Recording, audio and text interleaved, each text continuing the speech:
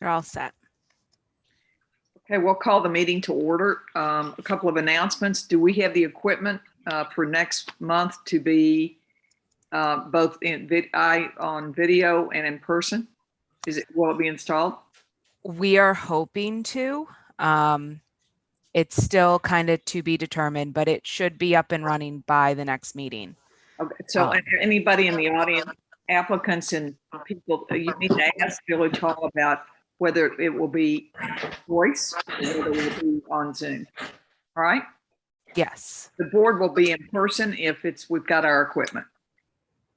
Okay. Do we need to have a motion to open the meeting, I believe? Mm-hmm. I so move. Scott. I'll second. Joe. Hi, Joe. All in favor? Aye. Aye. Aye. Flag salute.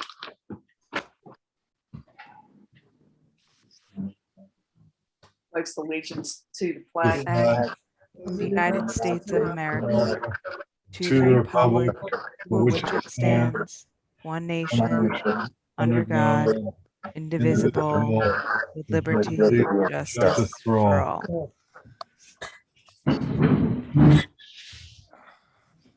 The minutes, we did not adopt February's minutes last month, and they're on the agenda for tonight.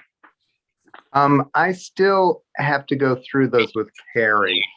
There's still some places in there where there are things attributed to me that I didn't say. Uh-oh, okay. So we'll hold those. What about April 19th? April, yes, that's fine. All right. Those are fine. Can I have a motion? Can I have a motion that holds the 15th, February 15th, and approves April 19th, please? I so move. I second. Scott. Thank you. So Joe made the motion and Scott seconded. All in favor? Aye. Aye. All right. We have correspondence that requires action on 37 Glover. Has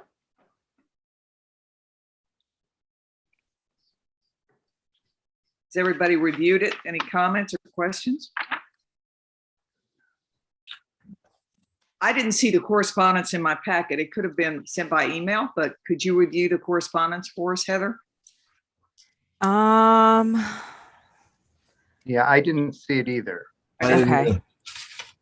All right. I mean, I don't have it in front of me. I believe it's for a 1-year extension on 37 Glover Street, a previous approval. That's okay. We know it's a request for 1 year. Does anyone want to approve it without looking at the correspondence, or shall we hold it until later in the meeting? If that's all it does is request a 1-year extension, I'm okay approving it without seeing the actual language. If somebody could just confirm that that's all it does. Heather, have you? Yes, to my knowledge, all it does is extend the approval that you granted for an additional 1 year. That's what you could approve. If you want to approve that, you can approve an additional 1-year extension of the decision. That's what we're going to do, hopefully. Do I have a motion? So approved or whatever, so moved. I second. Scott. Okay, Alex made the motion. Scott seconded. All in favor? Aye. Aye. All right. Now, in terms of old business first, 152 Hampton Street they have asked for it to be held. So we'll make a motion to hold it until the June meeting, and we won't be taking testimony. If there's anyone in the audience that is waiting patiently, you probably don't need to. So we can move on to the first item on the agenda. Heather, you know of no others that are being held, correct? Nope, that's the only one to my knowledge. So we have 55 Howard Street. Is the applicant here?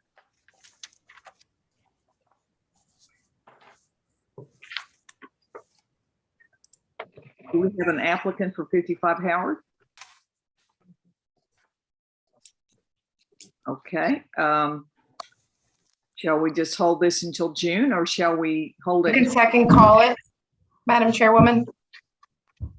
Or Just second call it. We don't need a motion. You just second call it. I'll call it again, 55 Howard Street. Is there an applicant here present? All right, Now we can wait. We can just wait till the end of the meeting and call it again and see if they're here at the end. all right. Do We we can move on to the next one. Okay, number 2 is 152 Hampton Street. Do we have a motion to hold it until the June meeting? Yeah, I so moved. it was adjourned by the applicant, wasn't it? Yes. We still have to make a motion though, do we not? Yes, Liz? you need a motion to adjourn this to the June meeting, please. Scott I made so moved, Scott. Second, Alex. seconds. And for the record, that's June 21st, the next meeting. Thank you very thanks. much. All right, new business, 152 Division Street, Alistair Hawker is the applicant present. Yep, that's me. Hi. Hi, we need your new business. We need to put you under oath. You raise Sure. your right hand. Yep. You swear to tell the truth, the whole truth, so help you God? I certainly do. You. Are you good for me to begin? Please. Okay, thank you. Thank you very much for having me. Yep. My name is Wait. Alistair Hawker. Sorry, did you say something? Motion to open the public hearing. The motion to open the public hearing. I'm sorry, Alistair. So moved, Alex. I second, Scott. All in favor? Aye. And the applicant, 10 minutes to present, and people in the audience, 3 minutes to comment. If you need more time, you can ask, but if there are multiple people commenting and they want to give their time to someone else, they can. Did you say, how long do we have to present? 10 minutes. Just 10 minutes? Can we Well, ask for a little bit more? sure. Okay, thank you. I'm joined today by John Whelan and Michael Lamont from Stella Lamont Rahani Architects, my architectural firm. I just wanted to do a quick introduction, first of all, about the house and a little bit of its history, and then they're going to go through the technicalities of the actual plans and what we're applying for here, before just returning to the subject of solar, which I do want to just probably spend just 5 minutes on its own subject. And solar is beyond just me, it's about the whole community as well. Can I share my screen? Can we share our screens on this Zoom? Yes, hold on one second. You're all set.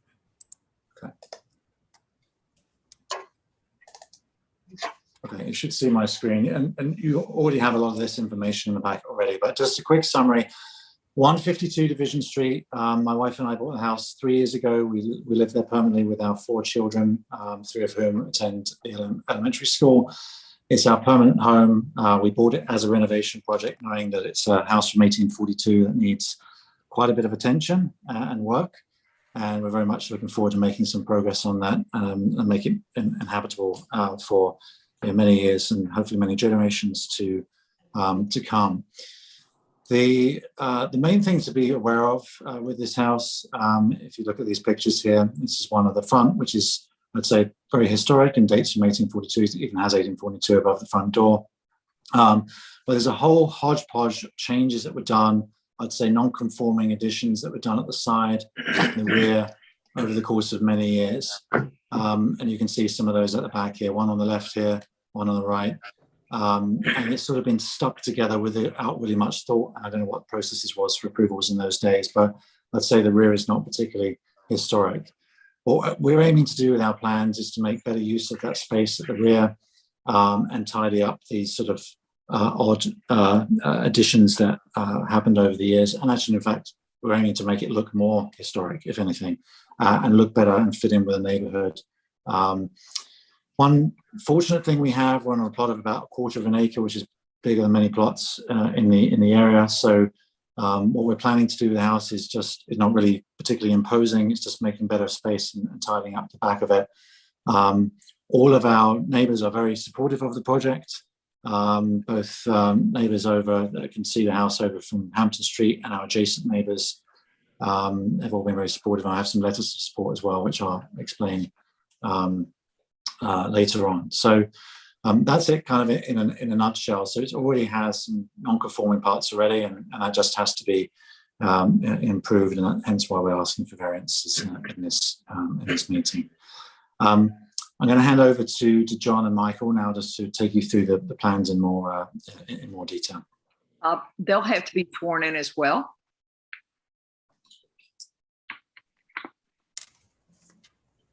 John and Michael. Michael, I think, yep. Both of us at the same time? Okay. Sure. Sure. John? Right hand. You Yep. swear to tell the truth, the whole truth, so help you God. And can each of you give your names so the stenographer can take them down? Michael Lamont, and I do. And John Whelan, and I do. Thank you. Thank you.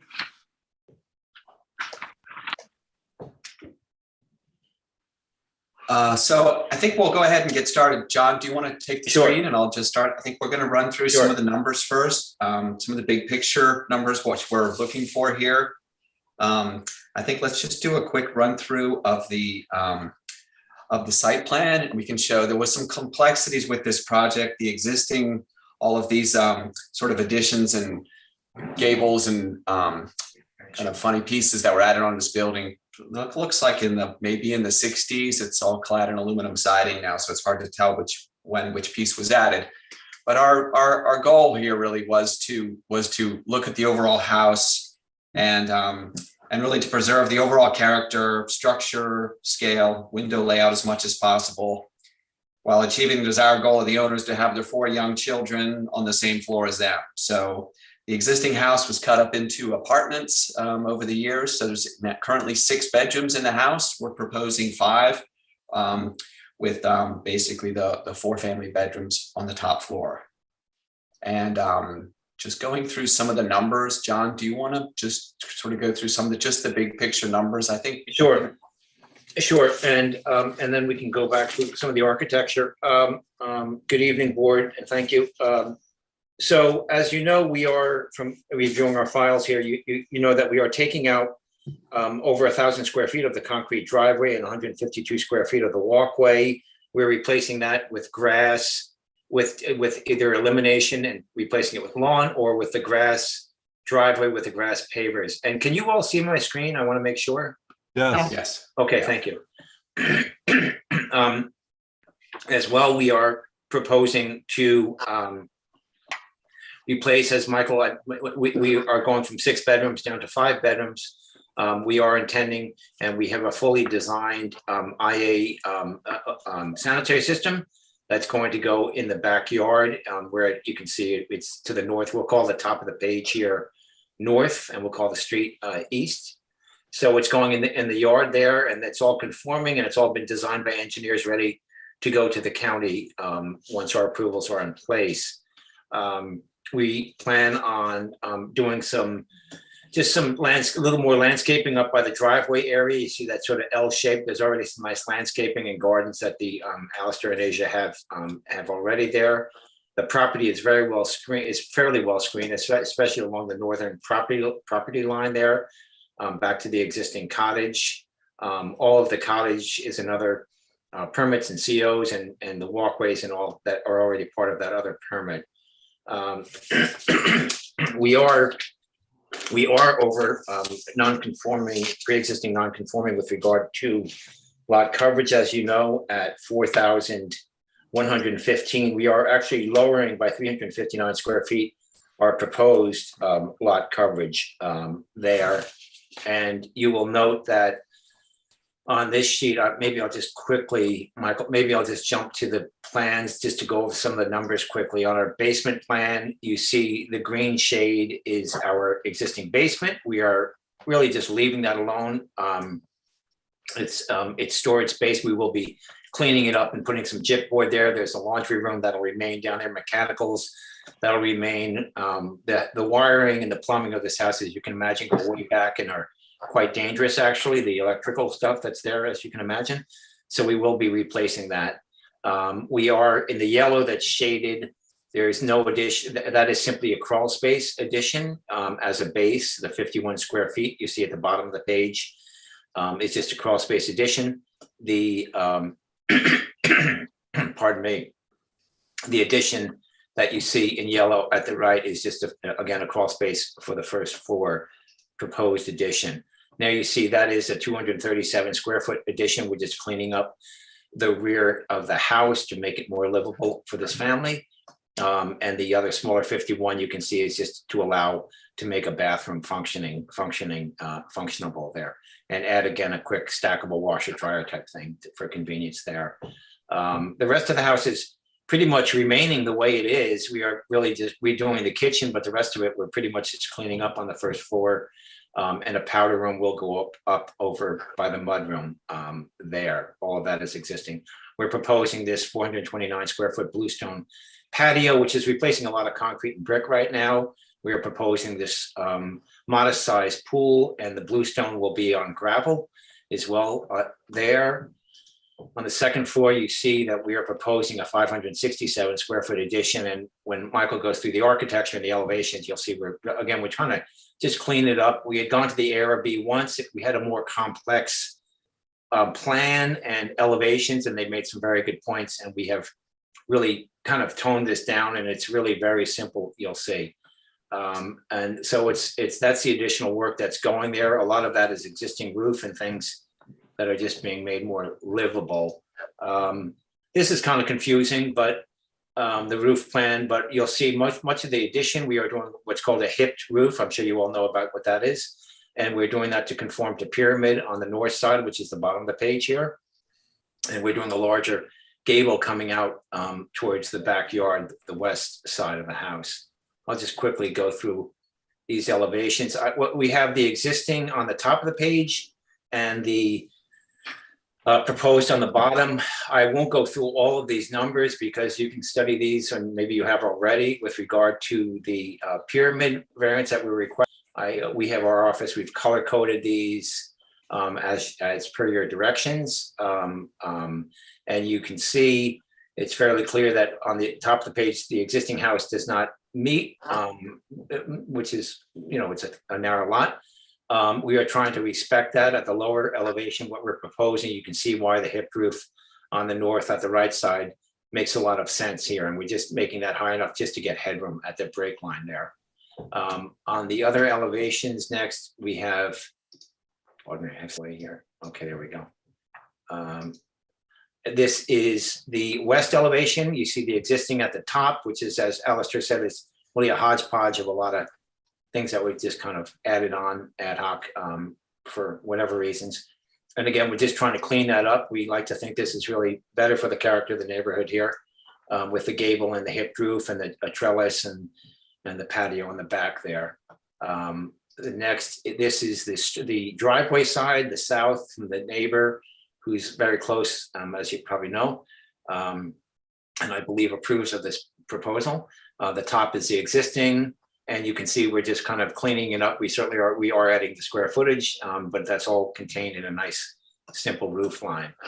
And I sent this to Carrie. I really apologize. There was a glitch with the PDFs, and I'm not sure if you got this sheet, and my apologies. I sent this to Carrie just recently, a little while ago, to email to you all. This is a north, all of the elevation, the information is all the same. Again, existing on the top, this is the north elevation looking south, and our proposed, again, that long gable and the hipped roof there. This is just a lot of the numbers that you all have here for the record. That's some more numbers there.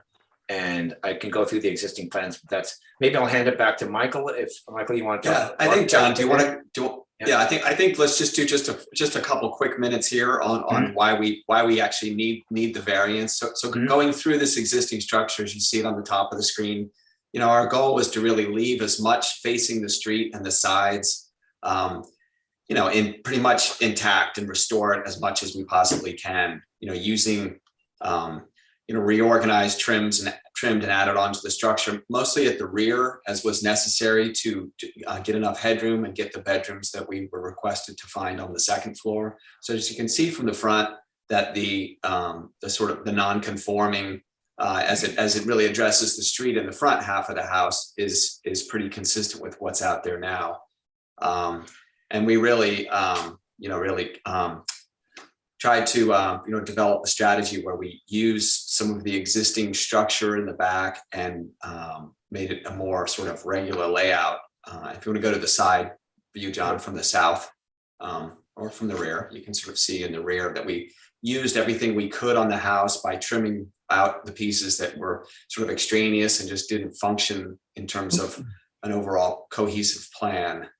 But the idea was to really keep the structure, the scale, and sort of the appropriate historic nature. Even the back of the house does have a large glass panel off the kitchen dining area to the shaded pergola. We have a shaded space for Alistair and his wife and children outside the kitchen.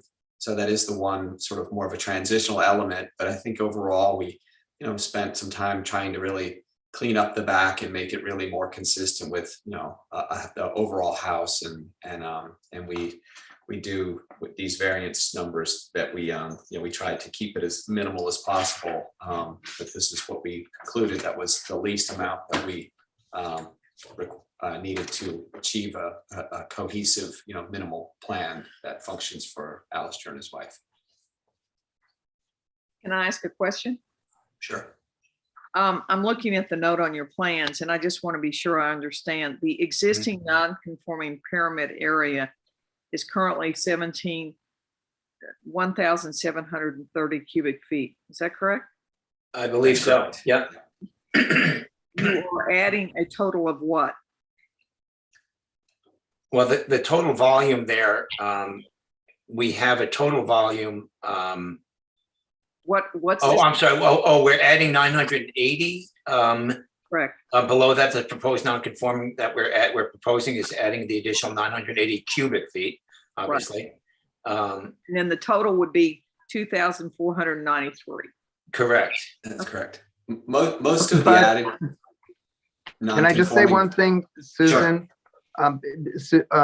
So it seems to be advertised incorrectly because it's not adding 2,493 cubic feet. It's really only adding 980 cubic feet. The new violation is only 980 cubic feet, correct? Yes, I believe that's correct. So this is advertised. Am I not right here, Liz? I see what you're saying, Scott, but since it's advertised for more, we don't. No, I know it's okay, but it's just deceiving, correct? Well, it's the ultimate amount of intrusion for the pyramid. That's what it will But be. they don't have to get a variance for the amount they're already protruding. No, that's pre-existing non-conforming, or it has a prior variance for it, depending. But this is how the building inspector reviewed it and sent it to me. So this is how it was noticed. And if you want, we can certainly clarify that in any determination that's ultimately written. We don't want a precedent of this large of a pyramid variance. We would want to distinguish it. But in addition to that, it would seem to me that he would want the non-conforming part of it made conforming, which may be why it's filed this way. In other words, Well, we don't. legal non-conforming existing. Yeah. Yes, A but we lot of our don't. decisions say how much we're granting in addition to the pre-existing non-conforming intrusion. And then basically gives the ultimate amount that is intruding into the pyramid law. Like that's, that's it, you're granting. So. But normally our pyramid law is not advertised like this. It's generally only advertised for the amount that's new in violation. We haven't been asking people. It could be the way the plans were drawn up with the way it's described on these plans, because this is how it came. Right. So right. That's how we do it. No, I'm just saying that for us, I think that it's important that we're granting them a variance of 980 cubic feet. I mean, if we do, as opposed to 2,493. Mm-hmm. But that's, And that's fine. But the board should acknowledge that that's the ultimate pyramid violation. Right, For this right. site, right. That should be something that you consider. And number two, the lot coverage is currently over 40 and is being reduced to 34.5. Did I miss something? It's it's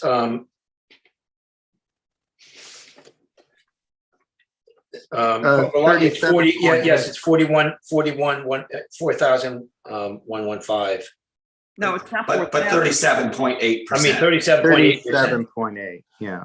Yeah, we're dropping about 3%. And it's going down to 34.5. Yep. Got it. I'm- And while we have this drawing up here, where would the solar panels be put on the house? That was not clear to me. Yeah, can I go through that in a second? Because I've got another Yeah, no. slide deck for that. I'd like to know while we have this visual up here, where they are, so I can, when you talk about them, you can- Sure. Okay, so there's actually two different plans that I have, depending on the outcome, obviously, of your decision. But the primary one I was going to talk about is Tesla solar roof tiles, which would be over the entire roof. But I've got a whole separate deck to take you through to explain that.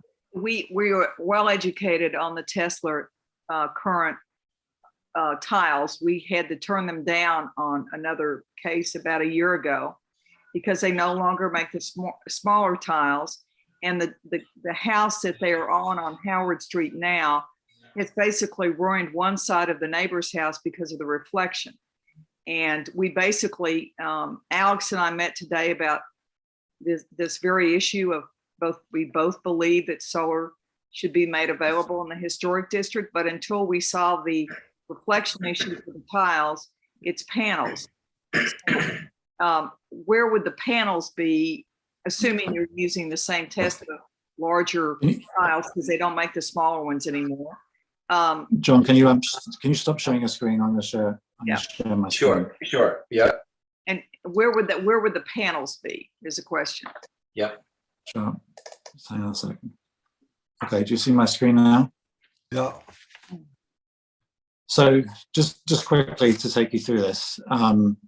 This is not just about me. This is about the village. And I care a lot about the village. I care a lot about the planet. And I do sit on the Environmental Action Committee in the village. I would like to see a lot more solar in it. And that's to find a balance between historic preservation and encouraging more solar in the village. And I think that's what you were alluding to, Susan. So this is the code as it currently is worded. And according to Tesla, they told me it's the strictest code they've ever seen in the entire country, which is part of the problems I'm having with them because they've actually told me they're withdrawing from the area and I'm fighting them on that. So this is a fluid situation at the moment. I don't even know, even if you signed off on this, whether I could do it in the end or not. But by the time we actually come around to installing solar, it could be more than a year away, obviously, with the house project. Everything could have changed by then anyway. And there's also other companies emerging on the scene. So that's why I really wanted to go through this today, to talk about this, not just for me, but the broader community. So my first ask would be to say, could you reconsider maybe the wording of this? Could you consider accommodating, solar tile technology where it's not an extra panel on top of the roof that might look unsightly to some people? And it's much more, in my mind, equivalent to a metal roof. Metal roofs are all over the historic district, and they're obviously not very historic, but they're everywhere. So, I personally think solar tiles actually look pretty good, but I think obviously the ARB has another opinion about that. So the second question is whether you would grant me a variance, obviously, from this code, such that I could have solar roof tiles on the street-facing side of the property. It's important to know, for those that don't know, that Tesla do produce working and non-working solar tiles. So the non-working solar tiles, I think, actually would comply with this code because they're not working solar equipment. And then it would just be the aesthetic, as it were, the ARB signs off on it. But of course, if we can get comfortable with the aesthetic, then why not do it everywhere? Because then we have more power production. Obviously, that's better for the planet. So this was an earlier plan drawn up by Tesla. This is not exactly the same as the latest roof plan from John and Michael. But the idea was it was everywhere. And then the white ones here, they wouldn't be white. This is just for illustration purposes. Those would be the working ones that are sort of a little bit more hidden from view. But obviously my preference would be to have working ones on every part of the roof to maximize the power production. So, but if I can't do that, then obviously I could just focus on putting them in the non-visible areas and complying with the code. This is what they currently look like. This is a picture of another house from Tesla's website. I actually have a Tesla panel, which at my house, if you want to come and visit or see the property, I can show you a Tesla, the latest Tesla tile in person. Obviously, as you well know, this is Howard Street. This house looks very different to what was preceding before, and obviously they've got the first generation of Tesla solar towers. Now, I've heard about this glare story. In all honesty, I'm a little bit confused about it because the research that I did actually determined that the glare from metal roofs is far greater. And I know there's examples of other residents in the village who have complaints about neighboring metal roofs that are causing quite severe glare. So I don't know what it is particularly about. Maybe it's the first generation Tesla solar towers are more vulnerable to this. I'm not entirely sure, but I know certainly compared to conventional solar panels and a typical metal roof, it's something like a solar reflectance of 31% versus 2%, at least from the research that I've done. I'm sure you really want to do further research on that. But I personally think reflectance is not so much of an issue, certainly when we support metal roofs all over the village. If we can't pursue the Tesla solar roof tiles, then I'm just going to pursue conventional roof tiles. And this is the plan for that. So this is actually overlaid on the official roof plans. And in this location, this gets the southern exposure. And this part of the roof is not particularly visible from the street. We also have very, very supportive neighbours. So the neighbours that are around us and would have even a chance of visibility of these panels out of their upper windows have all expressed their strong support for our pursuit of solar as part of this project. And that's pretty much it. Suggestion on this issue. Mary Ann Eddy, who's head of the Harbor Committee, was the applicant on the one on Division Street. No, excuse me, Hampton Street, that came before us over a year ago. And what Alex and we called Mary Ann while we were meeting this morning, and we asked her for all of her information from Tesla. And if we could, I'm not interested in approving anything relating to solar panels today, because this case has spurred us into doing the research that we knew needed to be done a year and a half ago to address this issue. But, I'm just one person. But you have Alex and I very keen on finding a solution to this. And Mary Ann Eddy was thoroughly educated by Tesla and was not approved because it was visible from the street and the reflection issues that came up. So we need the size. Yeah. One of the issues with the Tesla panels is that they're out of scale for the size of the shingles that are traditional in Sag Harbor. The original Tesla shingles were much more in scale with what is typically found on Sag Harbor houses, and that's kind of a big issue. But that's especially kind of if you're decision, putting right? them on the front elevation. But I guess two answers to that. One, I guess that's more of an ARB aesthetic decision, which clearly ARB will opine on. But the second thing is metal roofs are all over, and they're not. I don't want to debate this tonight, particularly because I want to see what the other members of the board say. But I would like to suggest to you that if you are interested in us considering the other aspects of your application, and let us work on this one, since you don't necessarily need an answer tonight on this. Sure, no, absolutely. Listen, we've got plenty of time on this part of it. Very, very helpful to us to have someone like yourself. Just be patient, and we'll use your case to help us work through this. Sure, absolutely. I'm happy to send you this slide deck if it helps. I was going to ask if you could, that'd be great. The other aspect just to keep in mind is that one of our 5 factors is character of the neighborhood. And this goes directly to character of the neighborhood. The character of the neighborhood is not necessarily to have solar panels. So we need to find a way that they work stylistically and in terms of, their mass and scale, working with the character of the neighborhoods. Right. If they're visible.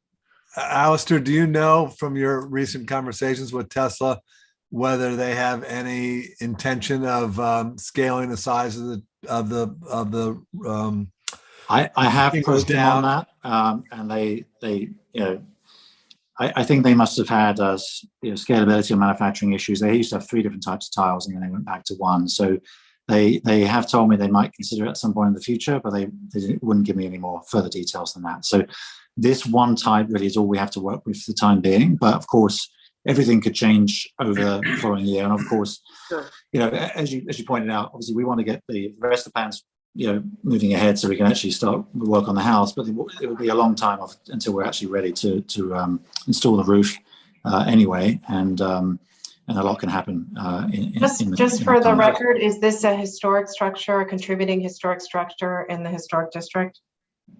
It's contributing on the National Register list? No, it's not. No, it's in the historic district, but it's not a especially historic house. No, that's Well- not the issue. We have a list. Is it okay? Yeah, is it on the list? We can check. I didn't look.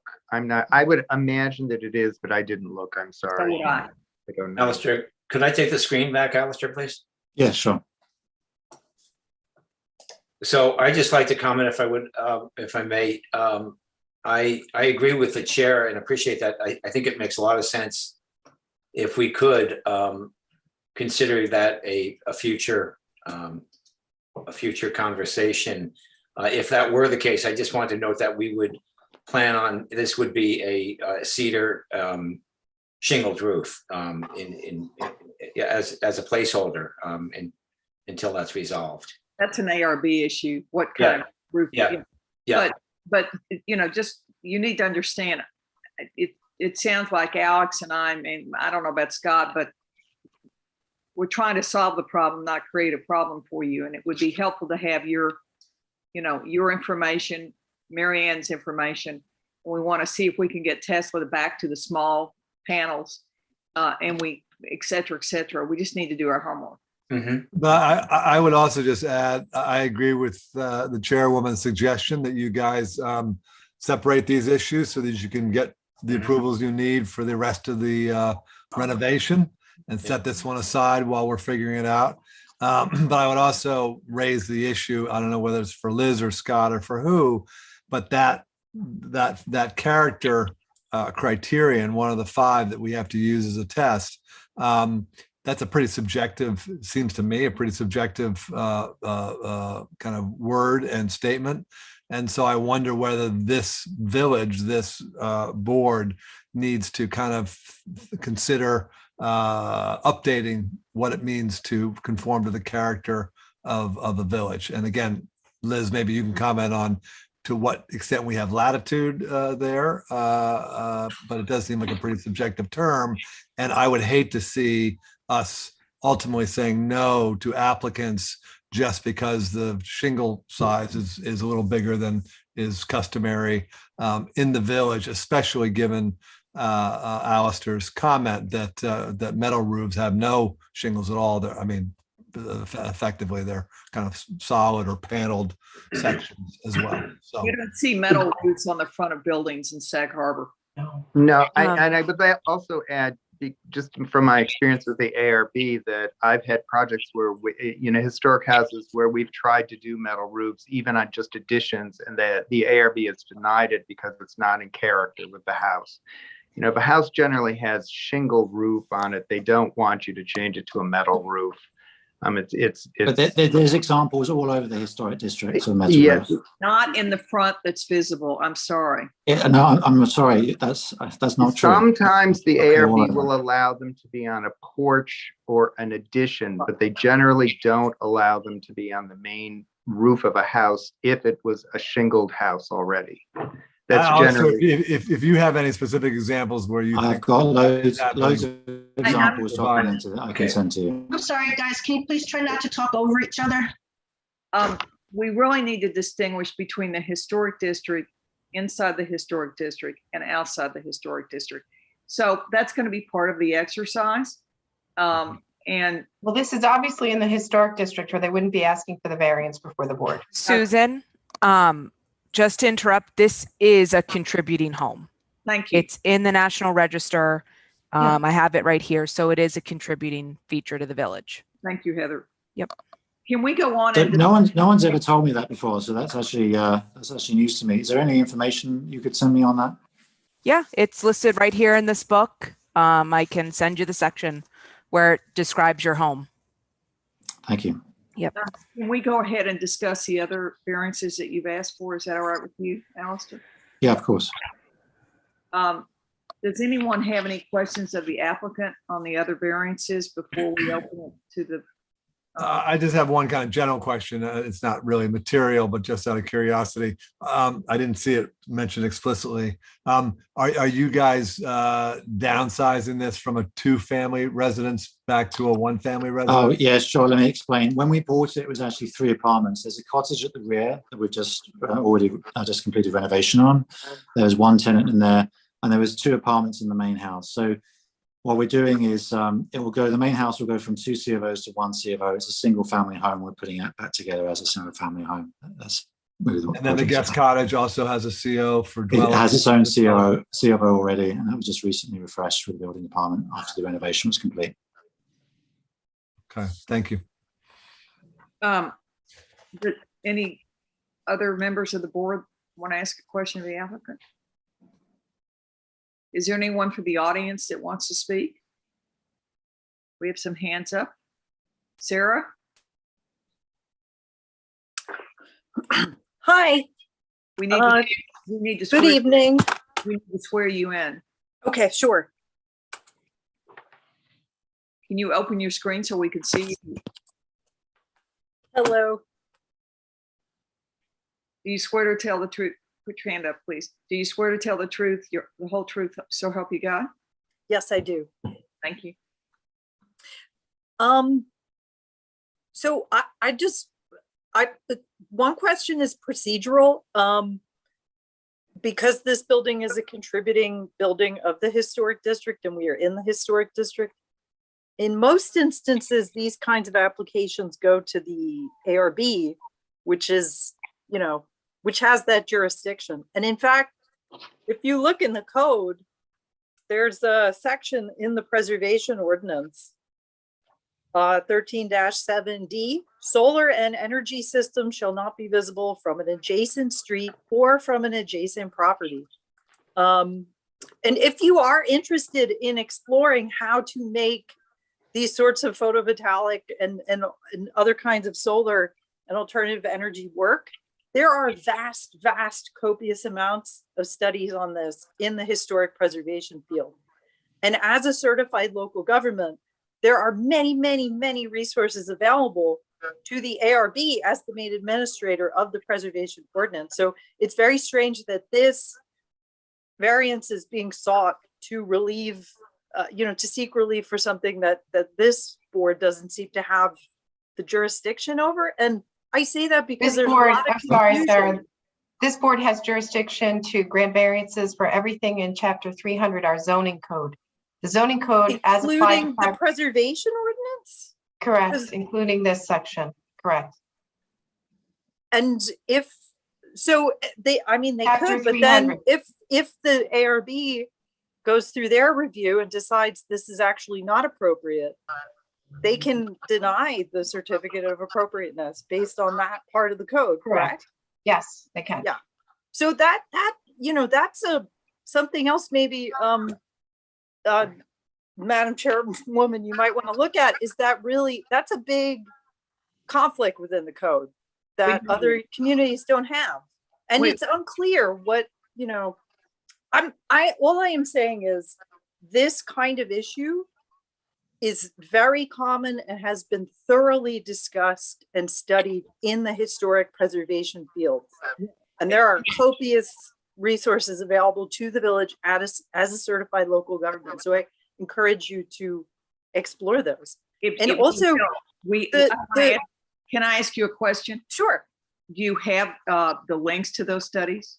Yeah, so what I would encourage the village to do is reach out to the New York State Historic Preservation Office, certified local government, and or the Technical Services Bureau.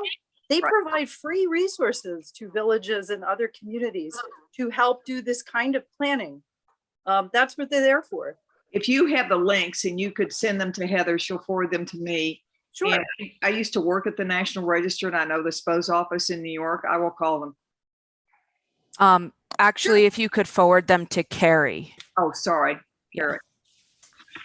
Sure, or you could just reach out to Linda Mackey, who is your certified local government contact. This is what they're there for. And The other thing just to keep in mind is that we're not a legislative body. No. So no, the it only- has nothing to do with legislation. well, It's a free resource for no, villages no, no, no, and no. local I know, but communities. what we're actually talking about is probably changing the legislation so that the code is written differently. So perhaps solar panels are allowed in certain ways. Right, and this is precisely what these sorts of resources consider. Right. Yes, but we're not a legislative body. We have to, we would make a recommendation to the Board of Sure. Trustees. Right. Exactly, and that's Thank you very much. certainly appropriate, right? Correct. Yeah. I just wanted to let you guys know that there is copious amounts of resources for that. That's great. Thank you very much. And one other thing, I keep seeing many times, you know, I go to a lot of these hearings. There seems to be a continued confusion about what is on the National Register, what is a local designated landmark. And again, as a certified local government, this, you know, there are a lot of resources and tools out there for the village to address that problem, to make this more transparent and accessible to the community. And there are grants available as a CLG. So, you know, it seems to keep coming up, and it seems to, you know, for applicants and this board and the village, it kind of wastes a lot of time to have that come up halfway in the process of considering an application. It seems like a major factor to be aware of. So maybe there's some way we can make that a little clearer. Well, if our applications required applicants to make that determination after discussing it with the staff, it would be helpful, because the book is available to the public. I've used it, so has Scott. I've got a copy of it. But this is the first time it's on before this board, so it's not the middle of the Right. application process. Right. It's a Yeah. beginning. Is there another speaker? I think Thank you. Thank you very much. Is there someone else? I thought I saw another hand up. Eileen Rosenberg has her hand raised. Right. Eileen, we need to put you under oath for this case. I Hello? think she's muted. She's on Here we mute. go. Okay, can you see me? No? No. Hmm. Yeah, now we can. Can Now you we raise can. Okay, great. Okay, your right hand, please? You swear to Yep. tell the truth, the whole truth, so help you God? yes, of course. Thank you very much. Thank you. I'm actually just commenting, not on this particular project, but the aside, so to speak, for environmental reasons. I'm thrilled to hear that the ZBA is reevaluating, I guess, the issue of solar, and that I would like to suggest that when evaluating the issue of glare in particular, that they also take into account the glare from the metal roofs. As a homeowner who suffers through 3 hours of huge glare from from a new house across the street, I think it's a huge issue. And as I said, if you're going to evaluate glare as one of the issues for solar, it would be, I think, very helpful if you would also evaluate and compare that to the glare emanating from metal roofs. Right. So Thank you. thank you. Thank you for your time. So can I just confirm one thing, just to be clear? I totally respect the research and further work and debate that will be done on the solar issue. Just as suggested, just to confirm, I'd like to ensure that we split those two 4-hour applications such that we don't slow down the rest of it based on the solar discussion, if that's okay. I don't know what you need to do officially for that. I just want to So in other words, you're emphasize I'm happy with that. holding the variance request for the solar roof. I'm sorry, can you say that again? So it's acceptable to the applicant to hold the variance request for the solar roof Yes, for a later time. correct. Thank you.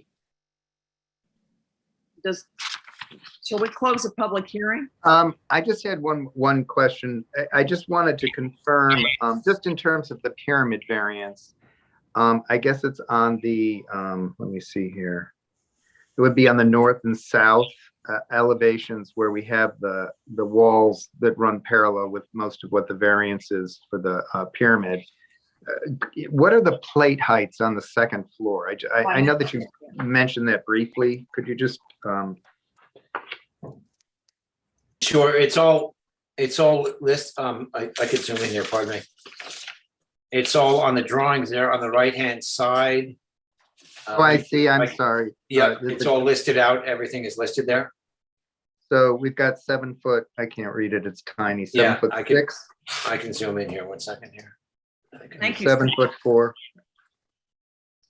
So you're in the 7 foot area, correct?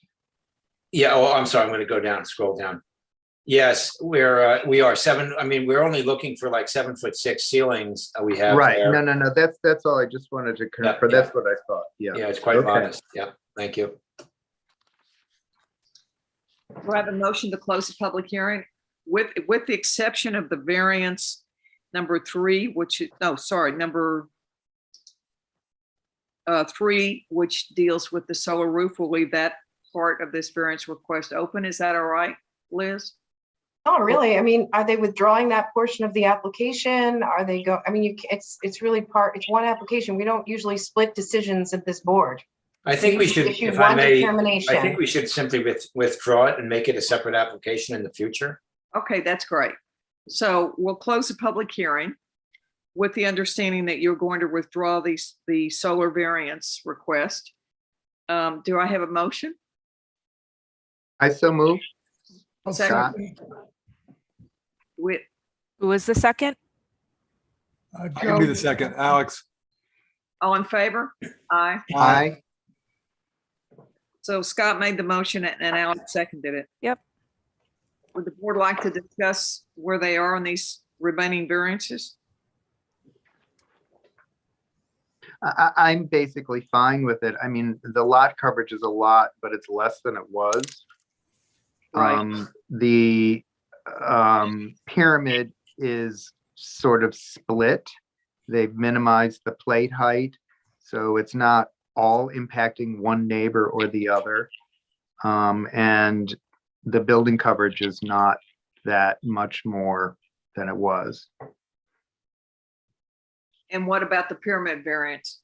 No, I was saying the pyramid variance is, I think is okay because it's sort of split between two sides. It's not all impacting one neighbor and they've minimized the plate height. So I think that I'm good with that. Alex? Yes, I'm comfortable with the various variance requests. Seems like a pretty thoughtful approach to restoring this house, renovating this house in a way that has minimum impact on the neighbors and surrounding community. So I am comfortable with the other variance requests. And Joe? the solar roof was the issue for me, and I think we'll solve that. Okay, so do I have a motion to ask our attorney to prepare a decision on the building coverage variance request, the pyramid request, and the lot coverage request? Yes, so moved. Do I have a second? I second. Scott? All in favor? Aye. Aye. Aye. Okay, we're on to 110 Division Street. Okay, thank you very much, board. Thank you very much. We look forward Thank you, to John.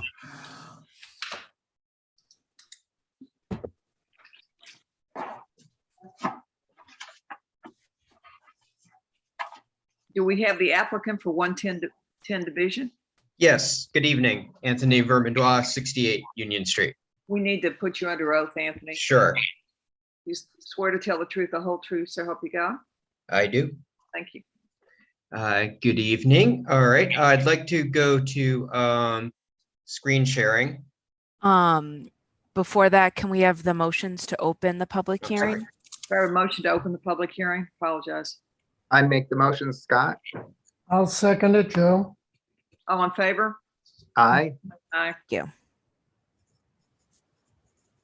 Okay. Let me just see if I can get to this. Okay, I hope you can see the elevations here. Yes? Yes. Yes. Yeah. Okay, great. So what we have here, it's actually not an area variance. Well, one thing I just want to say just right off the bat here, I just noticed tonight when I was looking through the agenda, there's a reference there in the agenda to a garage. I think that's just a typo or something. There's no garage on the property currently, nor are we proposing one. So the rest of it, the rest of the agenda there is accurate. So what we're proposing here is it's actually a use variance, not an area variance that we require. It's, you know, I'm sure everybody is familiar with this house. It's right on Division Street there next to Sage Street Antiques. And this has also come before the board. I think maybe it was about a year ago for a different owner. I think they were proposing to move the UPS store into the building. What we're coming to you with is a very different application. What the current owners are seeking to do is just renovate this structure as a single family dwelling, which has been its history through most of its use, through most of its history. What I believe, you know, I'm a little new to use variances here in the office district, but I believe what's triggering the need for variances is we're hoping to do a swimming pool, which actually conforms to the R20 setbacks, but I think it's not considered a conforming use in the office district. And also we're proposing a very modest second story addition to the structure, which I believe is technically increasing its nonconformity as a single family dwelling in the office district. So I believe those are the two variances that we are seeking. That's really the extent of the project. We're still trying to kind of iron out some things with the swimming pool versus the septic system, and hopefully hooking up to the town sewer system, which I think is right there. But it's kind of a moot point because just sequentially we would need to get the variance for the swimming pool before we can even apply to the health department for it, if we do need to do a septic system as opposed to a sewer hookup. So that's about it. I mean, if you have any questions about the house itself and what we're planning to do, just feel free to ask me. My understanding is you're not asking for any dimensional variances, lot coverage additions, or anything else, just the two changes of use, expansion of increasing the size of the single family house modestly, and the pool variance. Is that correct? That is correct, yes. To the best of our knowledge, nothing we're doing. It's a little bit weird because I think if we were, ironically, I think if we were in the R20 district, I think we would need a minor pyramid variance. But because the office district is different, we don't need a variance for the pyramid, but we do need a minor variance for the square footage enlargement, which is 152 square feet grand total. Oh, the 152, is that what you're adding on? Yeah, that's the net. We're removing a small first floor addition and adding to the second floor, so the net gain is 152 square feet. So it's well below the 50% limitation on the expansion of pre-existing non-conforming structures, right? Correct. Okay. Does anybody have any questions for Anthony before we open it up to the audience? Is there anyone out there that would like to speak? I think we're ready to close the public hearing. Is there anyone that objects to that idea? Do I have a motion to close the public hearing on this one? I so move, Scott. Second, Joe. And discussion, I'm fine with this. I have no problem with either the pool being allowed in the commercial district or the 152 square foot addition, which is modest, and as Liz pointed out, well under the 50%. Can I just ask a question? Maybe I missed it.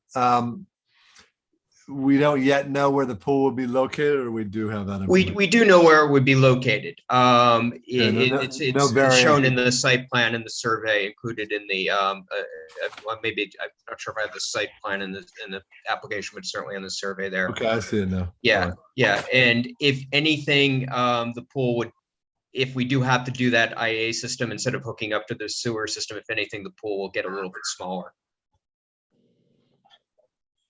Okay, so no variance request for the pool. And as you said, if there's a conflict with IA system, then you'll just make the pool smaller to conform while Yes, still not seeking any variances for side yard or rear yard setbacks. yeah, that's the plan. Okay. But we are hoping to get that sewer hook up. Okay. Thank you. There was a motion to close the hearing. Scott and Alex seconded. Can I call a question? All in favor? Oh, aye. Aye. And do we want to now make a motion to ask the attorney to prepare a decision on this case? I'm fine with it. I don't know if anybody else has any comments. No, I'm fine with it. I think it's minimal and reasonable. I think so as well. Joe? I'm fine with it as long as we're not setting a precedent that's going to have a negative impact in the business zoning district in the future. Just keep in mind that we're making I believe, a change of use. Liz, do the other standards apply, 12.6 or not? Generally speaking, with respect to the pool as an accessory structure to the residents, we applied the 5-part test under New York State Village Law 712-B. Okay. That's what we do. And we did this at 20 Bay Street most recently. And I think the distinction is that it's a residential use of property. That's the pre-existing non-conforming use. Correct, Anthony? Correct. Even though it's in the business district, it's a home. Correct. And single family. Single family, exactly. Yes. So this is not dissimilar from the case of 20 Bay. Correct. Bay. Correct. Correct. I would like to suggest that we instruct our attorney to prepare a decision based on those no dimensional variances, no lot coverage, no building coverage, and it's simply 2 uses and meets the standards that we're required to make determinations on.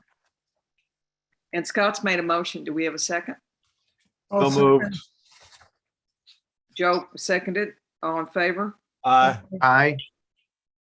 Approved. Okay. Great. Thank you. Heather, I'll do this one right.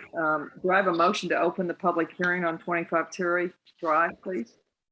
I so move. Scott? Second, Alex.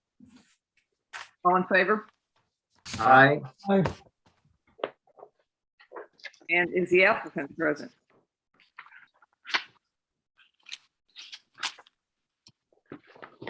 Hi, I'm Tate Overton. I'm the architect. Can you raise your right hand, please? Of course. Do you swear to tell the truth, whole truth, so help you God? Yes, I do. Thank you.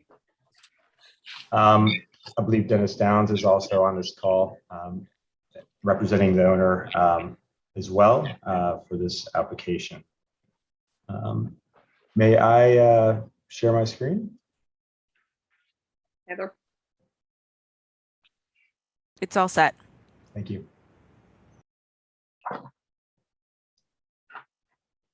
Can the board see this share screen? So for 25 Terry, we're looking to do, actually, we wanted to clarify that the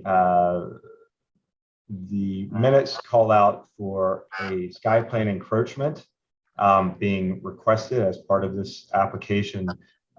We are not requesting a sky plane encroachment. There is an existing sky plane encroachment, which I'll walk you through in the elevation. So what we're requesting is a addition to the house that encroaches on a side yard setback. And that portion, which is spelled out in the agenda, is accurate. Excuse the noise in the background. So let me just jump to this quickly, the floor plan. The owner, John Graves, is looking to put a master bedroom suite on the first floor. There's no bedroom on the first floor. He's getting older and has issues moving around. So we wanted to have a master suite on the first floor without modifying the general floor plan as it is existing. And by doing so, we're doing an addition to the western side yard on this side where you see my little hand. There's no addition to the second floor. And therefore, let me jump to kind of the most clear diagram. This is a front elevation drawing here. The front door is here. The existing house includes this portion of sky plane encroachment in yellow, but this is all existing, this edge. Furthermore, that existing house already extends into the side yard by a couple of feet. What we're doing is making this portion, this addition over here on this side. And I think it probably would make sense to jump to the survey. So just to reorient yourself here, this is the front door. This is Terry. The property is kind of built out closer to the west side of the lot. So the existing house reaches over to this point. We're popping out the house 2.7 feet to accommodate the room, and then stretching back to align with an existing plane of the rear yard of the house at that corner and filling in this area. It's all one story, so it's below the sky plane diagonal setback. But again, we are looking and requesting to extend the house towards that side yard as proposed in our application. Just to walk you around the house further, this is the waterfront facing elevation. So again, this is the existing house here, dropping down, and then the one-story addition for the bedroom suite that is essentially aligning for the most part with the existing house, and then popping up a little bit here, which is the variance request is all about. Just to clarify further, I'll go back to the survey where this is that back area that I just showed you. Here's that side yard. In the front, we're also putting a small addition, again, lining up, co-planar the existing front facade with an addition for the bathroom. And there's a little bit here that is aligning to the existing west face of the house. Again, it's a side yard encroachment, but no sky plane encroachment. And there's a small shed addition at the east side of the property. Again, it's one story, does not encroach. Dennis, is there anything else we need to clarify in this presentation? Yeah, there's a few things. Can you hear me? Yes. Yep. You can hear me? Okay, fine. I wasn't sure. Just a couple of things I wanted to add to it. I usually present these cases slightly different, but we're known as lots 5 and 6 on the map of Azure Rest. It was filed in 1947. This is a very old subdivision for Sag Harbor. It's known as 25 Terry Drive. We're on the north side of Terry Drive. We're 250 feet from the Homeowners Association beach, which is the boundary line of Azure Rest on the west side. We've got 15,711 square feet. The interesting aspect of this application is, although we're increasing the building coverage by 2.1%, we're reducing the total lot coverage for the entire structure and accessories by 2.2%. So actually what they're doing is they're removing 455 square feet of decking, and they're replacing some of the decking with structure as opposed to decking that's already existing. the existing dwelling is 8.8 feet from the side yard. And we're proposing to reduce it to 8.6 feet. So it's a very minimum variance to change that lower area of the house to a master bedroom. So I would say it's a de minimis variance to the extent that it's only 0.2% additional lot encroachment into that side yard. There are photographs that have been submitted with the application that shows what the side yard looks like, and it's not much different from the proposal as it is from what's existing. The proposal has terrace and decking, the existing has terrace and decking, and the proposal would be just a wall structure with perhaps, I don't know if there's windows in that or not. There is a 6-foot stockade fence that runs between the subject premises and the premises of Todd Rome to the west. I know Todd Rome. I sent him a letter asking if he had any objections, and I haven't heard back from him. So I'm assuming there's no objection to this. That's about it. Other than the 5-prong test, I've addressed that in my application. I don't think you need for me to repeat it, but I will be happy to.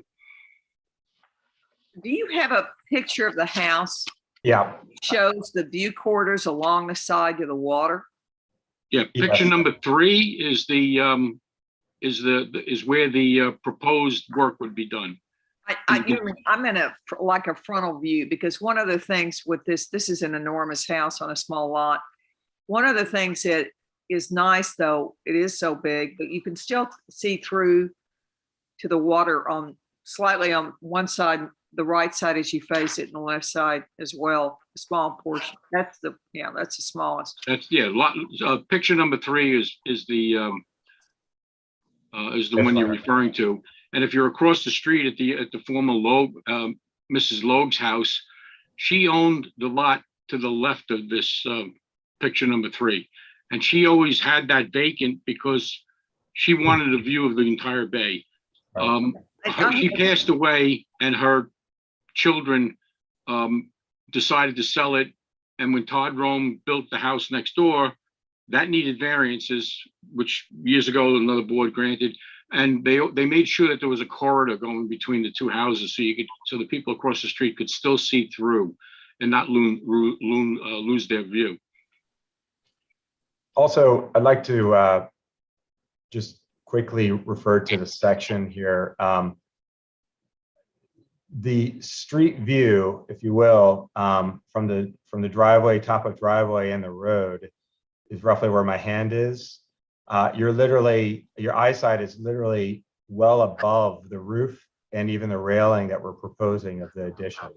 So the sight line to the water will not be lost with this addition. It's very low profile. Yeah, the topography of this particular lot is such that it has a steep drop. When you come in off the street, you're basically going downhill. And so the house was built in, each floor of the house is built in certain stages so that they would not block the view of the neighbors across the street.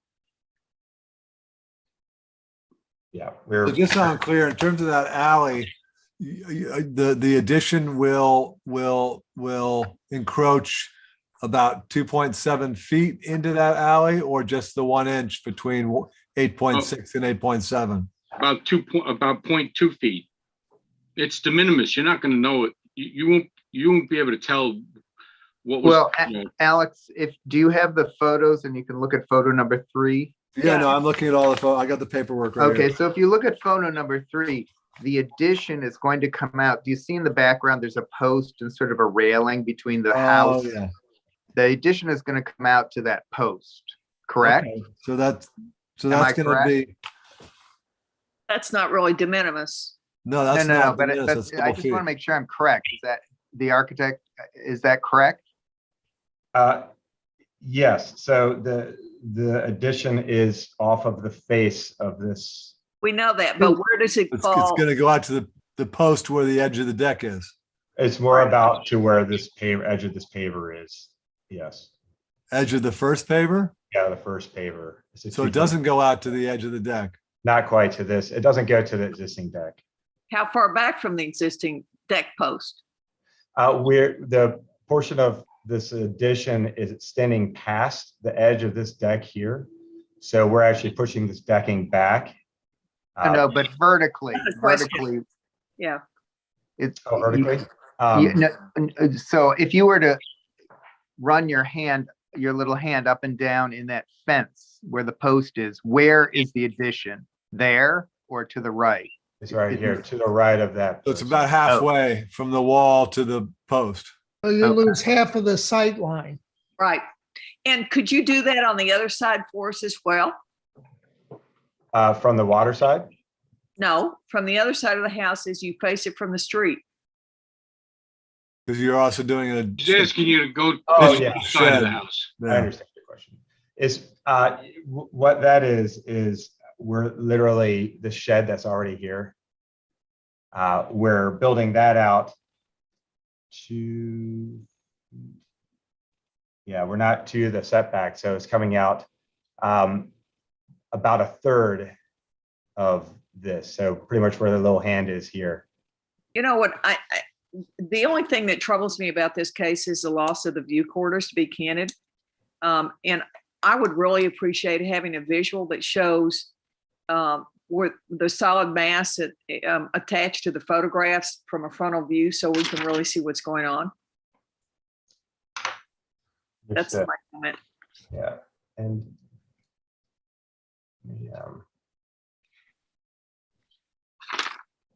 You want a street view, is that correct? Looking down towards the water? The rest of the board thinks that's just my personal view, having driven the site today. And, got out of, both looked at it and sat in a car, and it just, you don't want to take away the view of the water entirely or reduce it so it can't be appreciated by the public. There's always the corridor. Now I'm saying this would be the west side between Graves and Rome. So doing something on both sides. Yes, I understand. And I understand one but is. the one side has a smaller or a narrower view as opposed to the east side. So if we give you a sight line from the street back on both sides, that should give you what the view would be. Yeah, but a sight line, show where the wall's going to be. Yes, yeah, of course. I want to show where the wall would be and how much it restricted the view between those two. Then what you really need to do is go across the street and see if the neighbor, the former log house, if they're impacted by it. Well, of course they'll be impacted, but the question is how much. And I'm not an architect, so it's hard for me to visualize when you're pointing to something that looks like that holds trash and you said it comes out about 2/3.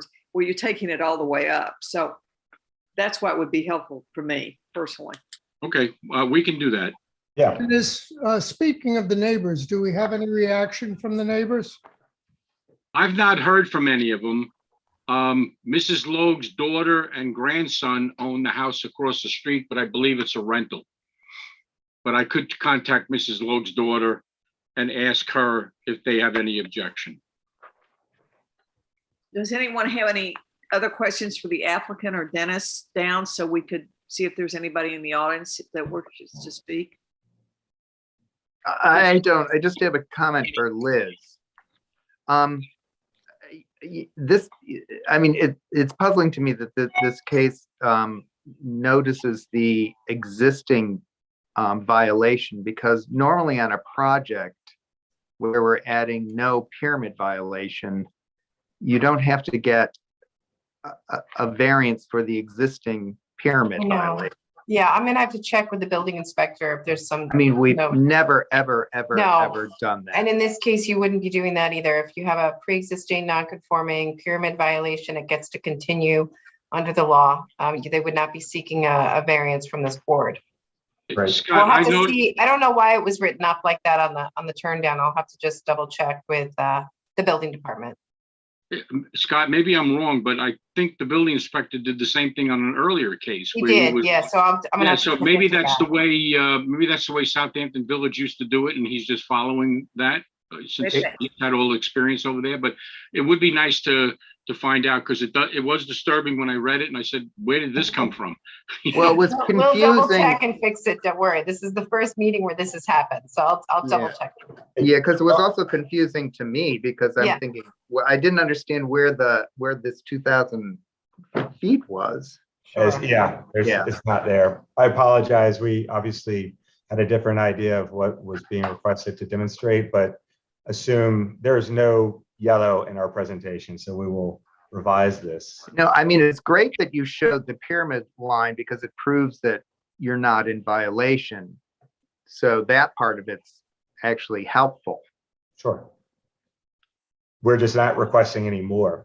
So Right, it right. seems very clear to Dennis's point. We can demonstrate this volume diagram, which is a great idea, by the way. So we will demonstrate that with photographs and kind of emulate what this added volume will look like for the board to kind of visualize it better.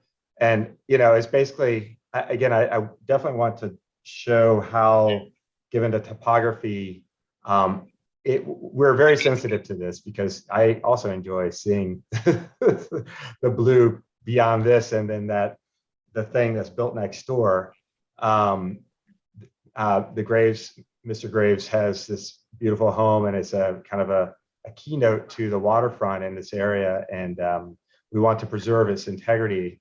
So this is very important to me as an architect to present it properly, but also in an empathetic way to understand where we are. We're right on the water, and we should all enjoy it. So based on that, the property line is here, the fence is here. The photographs don't really give you a virtual sense of what it feels like because it's a flat drawing. So we'll try to convey it with photographs and montage. I think we can do a good job of showing what that will feel like when you're standing in front of the house. Thank you very much. You're welcome. So we don't have anybody in the audience. So do I have a motion to hold this matter until the next meeting in June? So moved. I second, Scott. And that meeting is, remind me, Heather, please. So that is June 21st, and you're keeping the public hearing open, correct? Yeah. Okay. Great. All right. We were going to call Howard Street again, 55 Howard, to see if the applicant is here. Sorry. So Joe, you made the motion. Made the Scott, mo- would you? Scott seconded it. Okay, that's what I thought. And it's to hold it open. Yep. The hearing open and for the June 22nd, I guess it is 7th, 27th, 21st. 21st, sorry. My one looked like a 7. Susan, as I recall on that 55 Howard Street, Yeah. the applicant was going to go back to the owner and try to redesign to reduce more. And maybe they just haven't, we didn't receive any new No. information. He was also going to research, since the ARB has Right. eliminated their discussion items, he was going to research their last, the Right. activities and to sort of see what was typical in terms of the way what they approved. Well, since the applicant is not here for 55 Howard, I think we can go on to decisions. Is that correct, Liz? Yeah, just make a motion to adjourn 55 Howard, please. Do I have a motion to adjourn 55 Howard until? So moved, Alex. I second, Scott. Okay, Alex made the motion. Scott seconded. All in favor? Aye. Aye.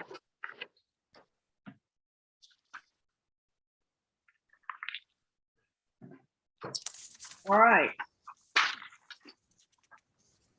Liz, you're up. Decision.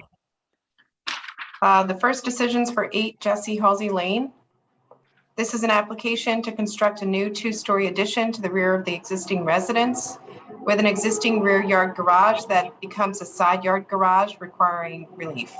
The subject parcel is a non-conforming with respect to lot area at 7,153 square feet, and the lot width is approximately 65 feet where 100 feet is required. The proposed improvements are not expected to interfere with the enjoyment of neighboring properties. The applicant submitted that the proposed addition would not be seen from the street, and the applicant requires setback relief for the basement entry and the existing garage. The only relief attributed to the two-story addition is the pyramid relief in the amount of 44.61 cubic feet. For the reasons set forth in the written determination, the board finds that the applicant meets the 5-part test and hereby grants the variances. Any comment or concern, or do I have a motion to approve? I'll make the motion.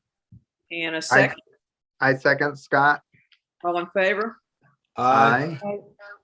All right, and I'm assuming, Heather, that we're supposed to come by and sign these decisions. Yes, so you can come in and sign, or Carrie instructed me, if you did not, to grant her permission to sign. Okay, So on to 53 Franklin, thank you. 53 Franklin Avenue, this is an application to construct a 9 by 30 foot addition to the rear of the existing residence. The applicant's proposing a 296 square foot addition to this 1,003 square foot house for a total gross floor area resulting in 1,299 square feet. The subject property is comprised of a triangular shaped 5,868 square foot lot in the R20 zoning district where 20,000 square feet is required. The lot width decreases to approximately 53 feet where the proposed addition is to be located, and the frontage is 108 feet on Franklin Avenue, then reduces to a point of 0 in the rear yard. Therefore, the lot's non-conforming with respect to lot area and lot width, and the applicant's proposing requires the following variances. It requires the construction of the addition on the north side, yard setback to be 6.2 feet where 15 feet is required, to allow the proposed side yard setback for the south side to be 6.7 feet where 15 feet is required, to allow a the proposed addition to intrude into the sky plane by 237 cubic feet where 0 cubic feet is permitted, and to allow the proposed lot coverage to be 25.5 feet where 25% is permitted, so it's only a 0.5% increase, and to allow the proposed building coverage to be 23% where 20% is required. Therefore, for the reasons set forth in the written determination, the board finds the applicant meets the 5-part test and hereby grants variances. Do I have a motion to approve? So moved, Alex. Second, Joe. All in favor? Aye. Aye. We are on to 18 Bluff Point Road. 18 Bluff Point Road, this was an application to legalize an as-built deck located in the front yard on a property on Upper Sag Harbor Cove. The subject property is comprised of 37,690 square feet. And the applicant constructed a 675 square foot deck without approvals and seeks relief from this board for variances to allow the deck to remain 10 feet from the front yard where 35 feet is required. They also need a variance to allow an accessory structure in the front yard, and the total lot coverage to be 26.7 feet where 26.7% where 25% is permitted. So 1.7% of a variance is required. The deck was built without a valid building permit in violation of the village code. And indeed, this application was first presented to the board in 2020, and the board indicated it would likely deny it, so it was actually withdrawn.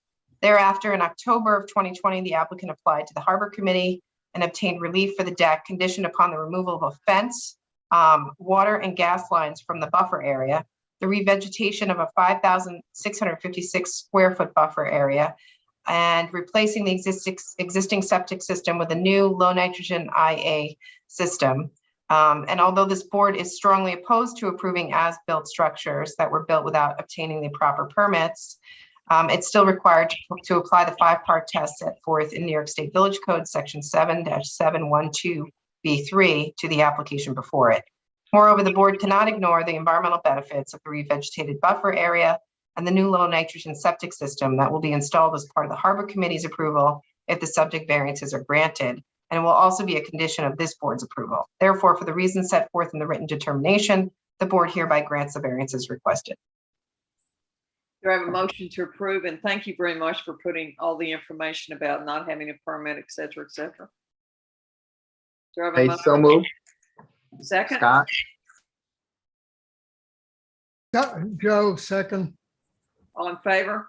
Aye. On to 254 Hampton Street.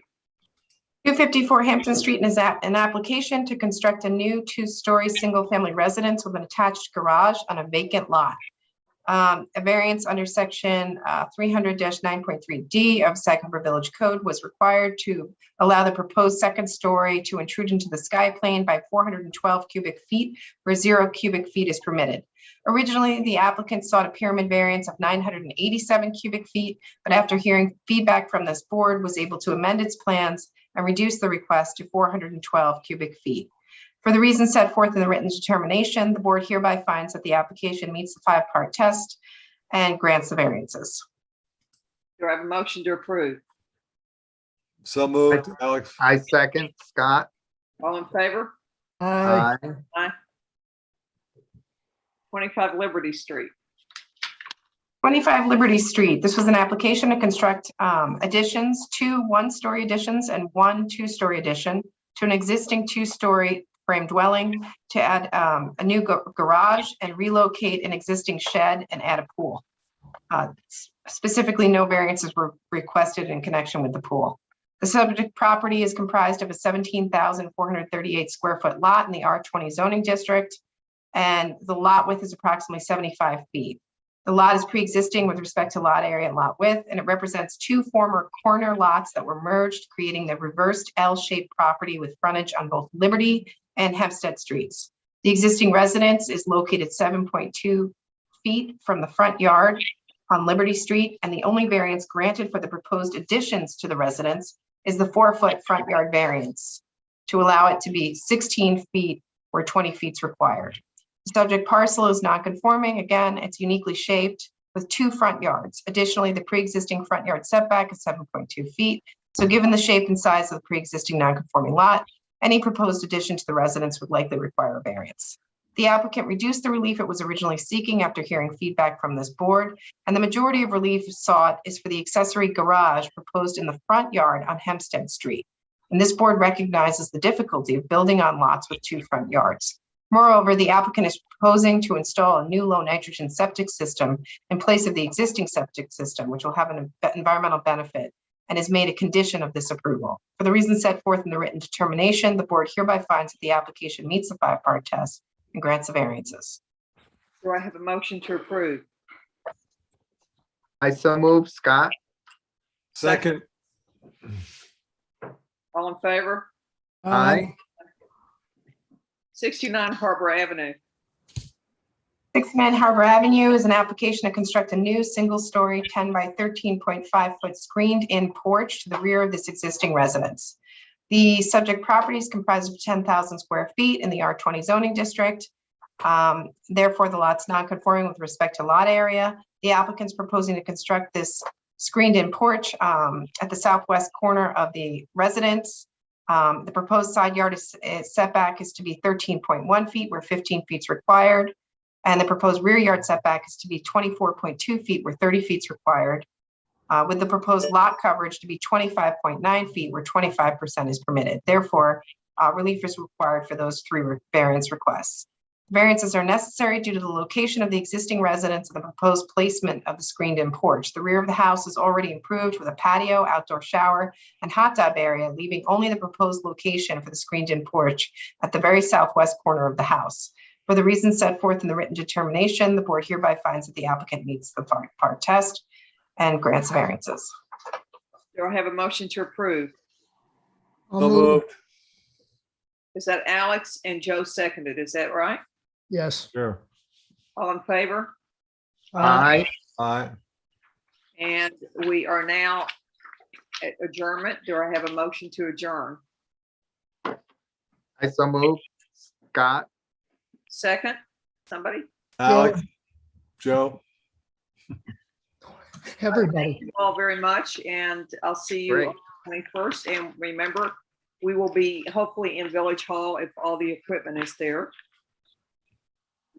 And the audience can have a choice of whether to attend personally or not. Great. Before you go, are you coming in, or am I telling Carrie that you grant her permission to sign? I'm going to come in. I don't know about Okay. you, but I'll be in. I have to go in anyway. I'll Okay. come in. I'll come in. All right. Good job, everybody. Thank you very Okay. much, Liz and Heather. Appreciate it. Thank Good you. night. Thank you Thank you. very much. Bye. Thank you. Good night. Bye, everybody.